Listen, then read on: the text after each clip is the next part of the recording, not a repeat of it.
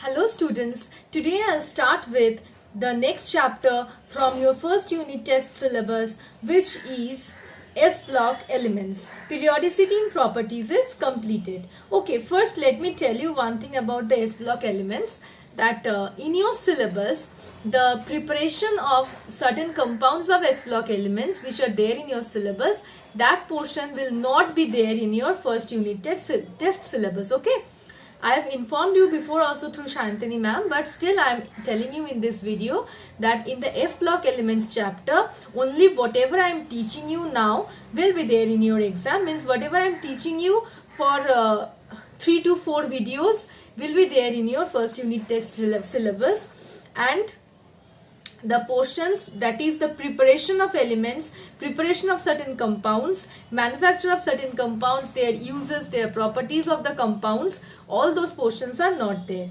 Only what is there? The alkali metals, the alkaline earth metals, and the properties, the physical trends of alkali metals, the physical trends of alkaline earth metals, the chemical reactivity of alkali metals, and the chemical reactivity of alkaline earth metals. Only this part is there in your syllabus. Whatever I will teach you in the 4 videos which I will give you before the exam, only those 4 videos will be there in your syllabus. Means the parts taught in those 4 videos will be there in your first unit test syllabus. Okay, now I'll start with the chapter. So S block elements, you all know that it comprises of 2 groups. The first group is the alkali metals group, which is group 1A. And the second group is the alkaline earth metals group, which is group 2A. So I'll start with group 1A today in this video. Okay, let's start. So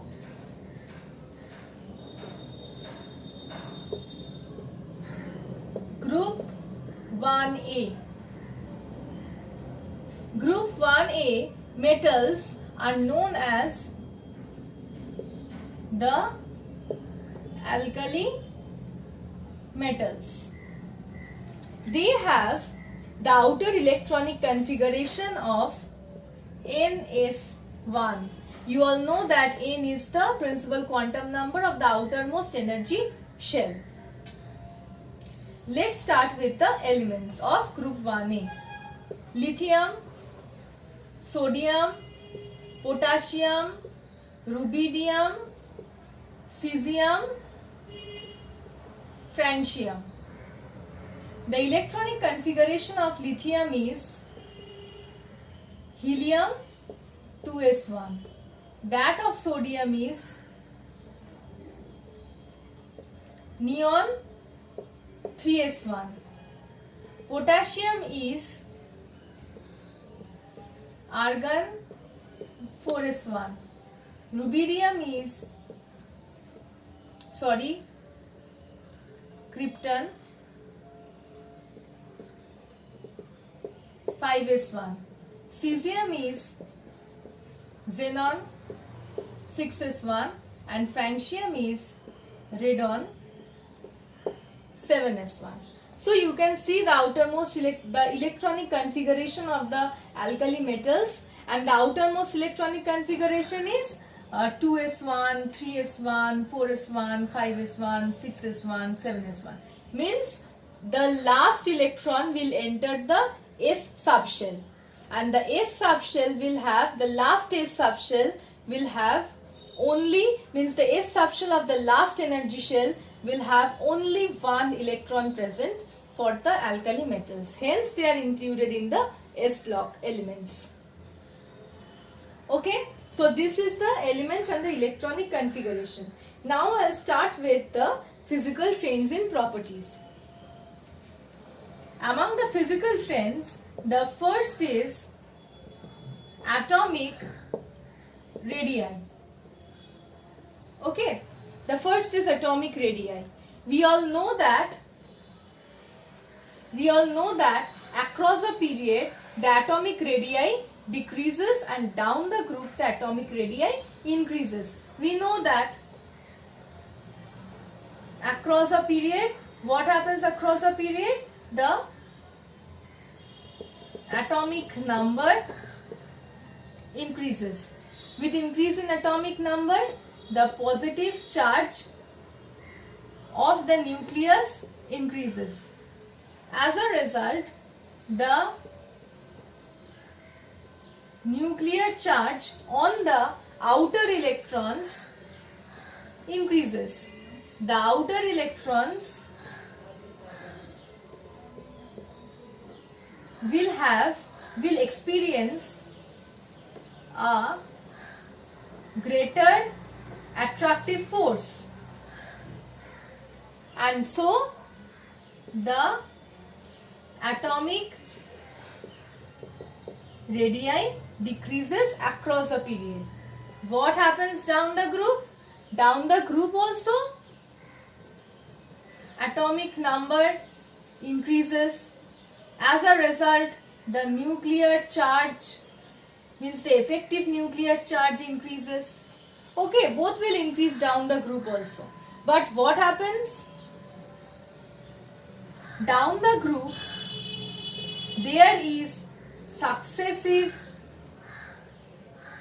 addition of new shells and shielding effect of inner electrons increases down the group.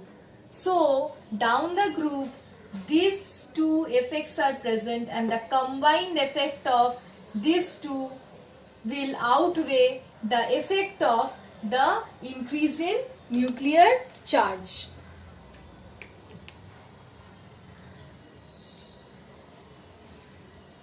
Okay? The combined effect of these two factors will outweigh the increase in nuclear charge factor. As a result, down the group, the atomic radii increases. Okay? Down the group, the atomic radii increases. Which means that when we move down the group,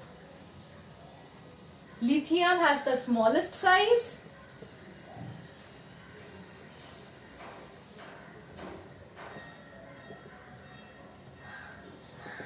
and francium has the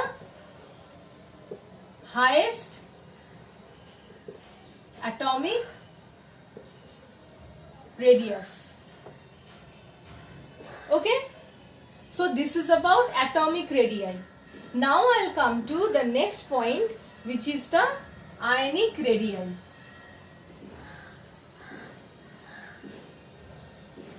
Okay, now remember one thing, that ionic radii also,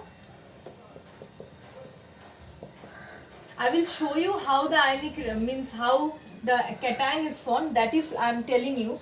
But before that, just understand one thing, that like the atomic radii, the ionic radii also decreases along a period and increases down a group.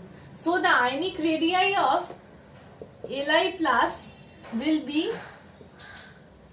the smallest, and the ionic radius of Fr plus, actually francium, you know, francium is a radioactive element, so it should not be considered. Okay, now Cs plus has the highest ionic radius because of the same reason as I have told you in atomic radii, the same reason. Okay, now just look at this. A question arises that means why the ionic radii of Li plus is less than that of the atomic radii of lithium, or why the ionic radius of the Cs plus is less than the atomic radius of Cs. I have told this, I have explained this in the periodic table chapter also, but still I will explain this here also. Just look at the outer electronic configuration of the alkali metals. They have only one electron in the s orbital. Now if this electron is removed, they will attain the stable electronic configuration of the previous noble gas. So they will attain stability. So what they do? They easily remove that one electron to form the M plus cation. So all of this will form the M plus cation. Okay. Now, since if they are removing one electron, they will form the stable, they will get the stable electronic configuration of the noble gas. So means they will never lose another electron, because if they lose the other electron, they will lose their stability. So they will never lose two electron to form M2 plus. They will never do this. So they will form M plus, means they are univalent. They will form univalent cations. Okay. Now about the size. See, if they are losing one electron, they will lose the entire outermost shell. So losing of the outermost shell will itself reduce the size of the cation. Another point is that when the outermost, that the penultimate shell, now means when they are losing one electron, the total number of electrons decreases, but the total effective nuclear charge will not decrease, because number of protons do not decrease. So the effective nuclear charge remains same. So when the total number of electrons decreases, the effective nuclear charge per electron of the outermost shell will increase. As a result, the outer electrons will be more strongly attracted by the nucleus, and therefore the size of M plus is less than the size of M. Because of number 1 point is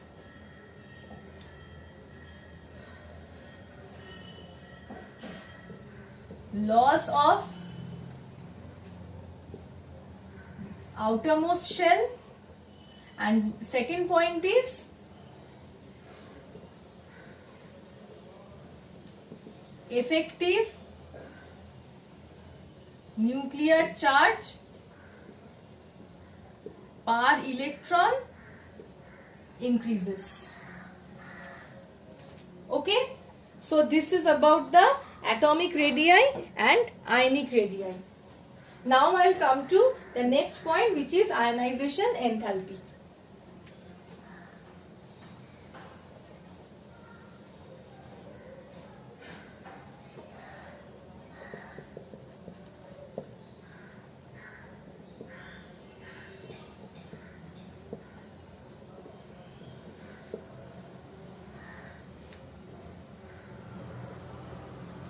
Okay, see, ionization enthalpy for the alkali metals is the lowest. The ionization enthalpy for the alkali metals is the lowest. Why? Because alkali metals have one outermost electron here in the S subshell of the outermost shell. So, if it removes this electron, it will gain the stable noble gas configuration. So what will the alkali metals do? It will easily remove that outermost electron. And if it easily removes that outermost electron, which means that very small amount of energy will be required to remove that outermost electron.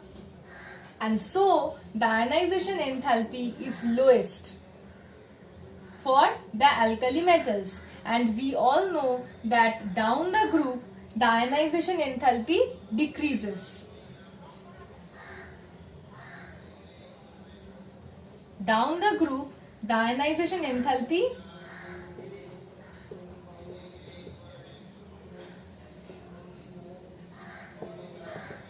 decreases. Now why? Because down the group, new shells are added, no? And when new shells are added, the outermost shell means as, just think of lithium. Lithium has two shells. So, then some amount of nuclear force will be exerted on this electron. Now think of potassium.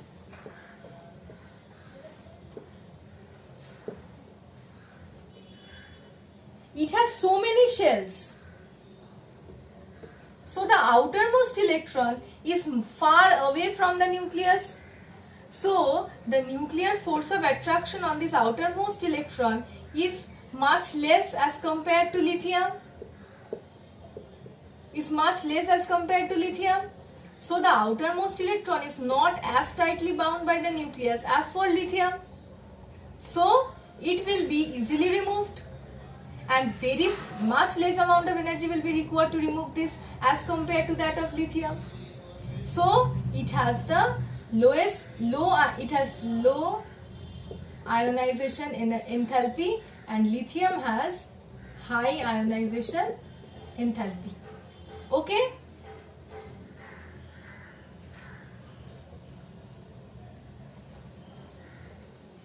This is why ionization enthalpy decreases down the group. Okay? Now I'll come to the, this was about the, I forgot to say one thing, that this was all about the first ionization enthalpy. That was about the first ionization enthalpy. Now I'll come to the second ionization enthalpy. See, after the removal of first, I will take one example of lithium and sodium. Look at lithium plus. First, after the removal of one outermost electron, what will be its configuration? 1s2.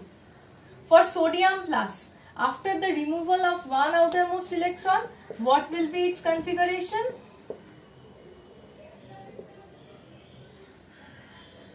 Now look at this, that in lithium plus also and in sodium plus also, the outermost electronic configuration is very stable, because all the subshells are completely filled. The S subshell is completely filled for lithium plus, the S and the P subshells are completely filled for the sodium plus. So they will not at all remove the second electron, not at all. So removal of second electron to form Na2 plus is not at all feasible. Because why will it lose its stability? It has just gained its stability by losing one electron. Why will it lose its stability again? So it will not at all remove another electron to form Na2 plus. So if electron has to be forcibly removed from Na plus, then huge amounts of energy has to be provided. As a result, the second ionization enthalpy of the alkali metals is exceptionally high.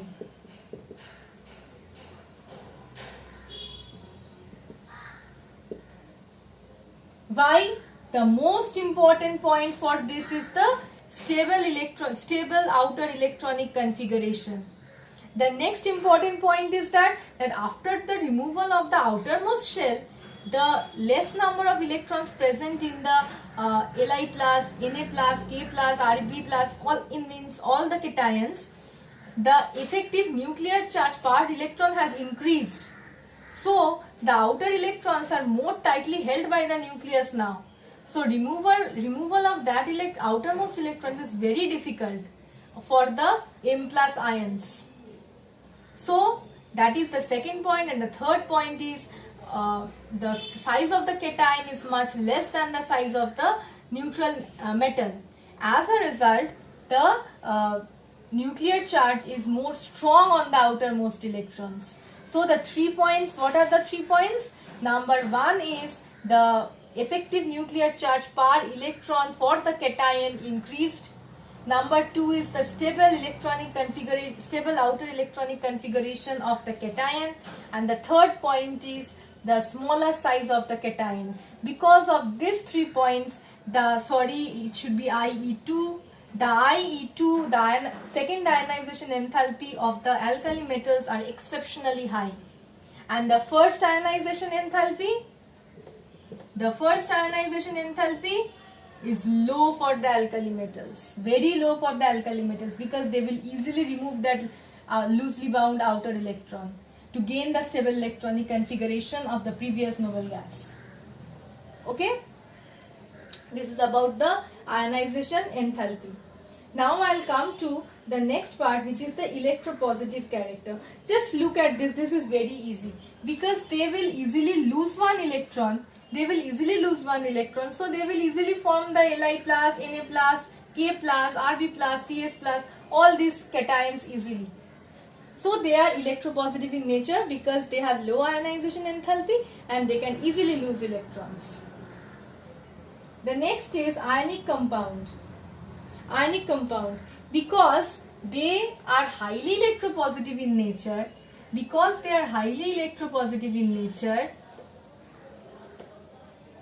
look at sodium. Sodium has outermost electron like this. It is highly electropositive in nature, so it will easily react with highly electronegative ions like halogens. Cl has 7 outermost electrons, and it will combine with the highly electronegative elements to form electropositive compounds, to form electrovalent compounds by the transfer of electrons. Okay, but see, lithium is the first element. We all know that electropositive character increases down the group. And lithium is the first element. So lithium is the only exception. Lithium forms covalent compounds.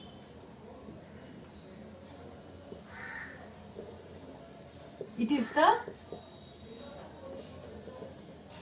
exception here. Only lithium, but the others will normally form ionic compounds. The next point here is photoelectric effect.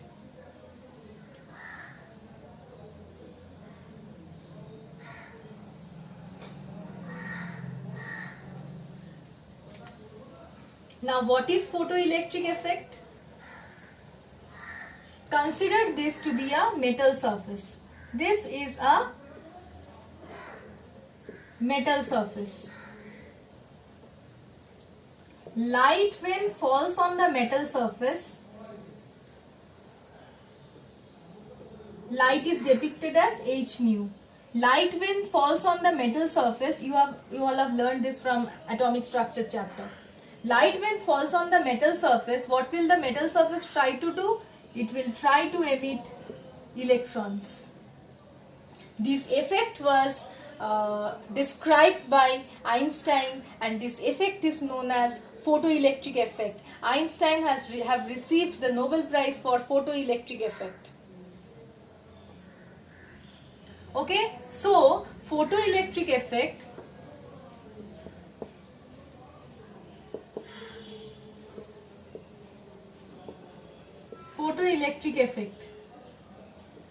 So, what is photoelectric effect?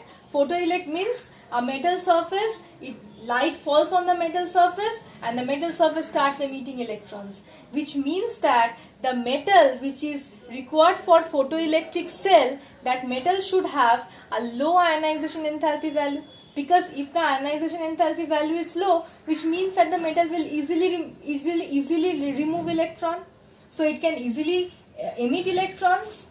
So for photoelectric cells, potassium, rubidium, all these metals are used for photoelectric cell.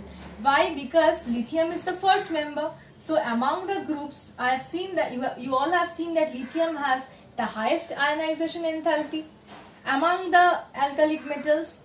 So it will not be used in the photoelectric cell. The other elements, especially potassium, rubidium, they will be used for the photoelectric cell because they have low ionization enthalpy and they can easily emit electrons. Okay. Now I will come to the color and the magnetic properties. Now look at the color, and whenever I will talk about color and magnetic properties, I will generally talk about the M plus cations.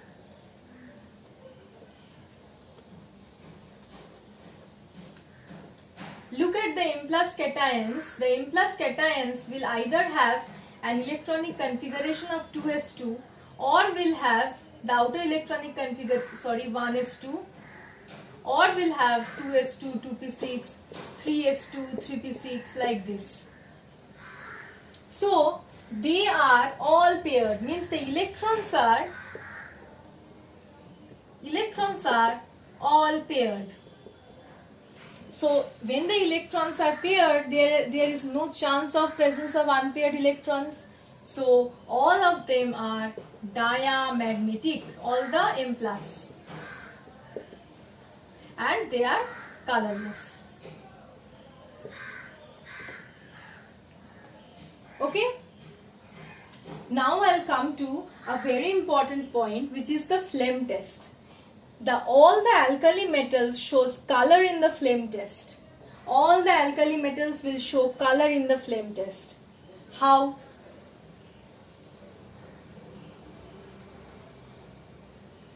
First, let me show you one chart and then I will start. VIBGYOR, violet, indigo, blue, green, yellow, orange, red. These are the 7 colors present in the visible region of electromagnetic spectrum. So these different colors will have different frequencies, and the frequency will decrease from violet to red, which means that the violet color will have the highest frequency and the red color will have the lowest frequency. Sorry. Oh.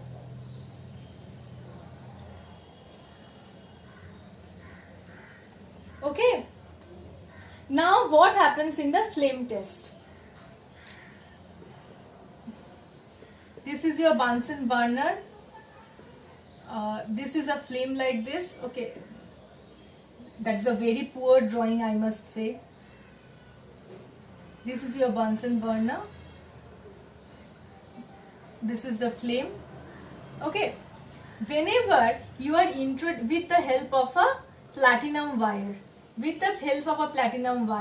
whenever you are introducing a salt of the alkali metals or directly the alkali metals in the flame, you will see the alkali metal or the alkali metal salt will show different colors of the flame. Means it will show different colors in the flame. Why this happens? Okay, the metal, as soon as it is introduced in the flame, the electrons present in the metal will absorb the energy from the flame and they will get excited to the higher energy state. I am considering this for lithium and I am considering this for potassium. Okay, so one electron present in, the outermost electron present in lithium, what will it do? It will absorb the energy. This is the ground state of potassium and lithium, ground state. It will absorb energy from the flame and it will excite an electron from the ground state to the higher energy state. It will excite the electron. And now an electron cannot remain in the higher energy state for a longer time. What will it do? After some time, that electron will again return back to the ground state and it will emit energy in the form of radiation. The same thing will happen here. The electron will return back, it will emit energy in the form of radiation.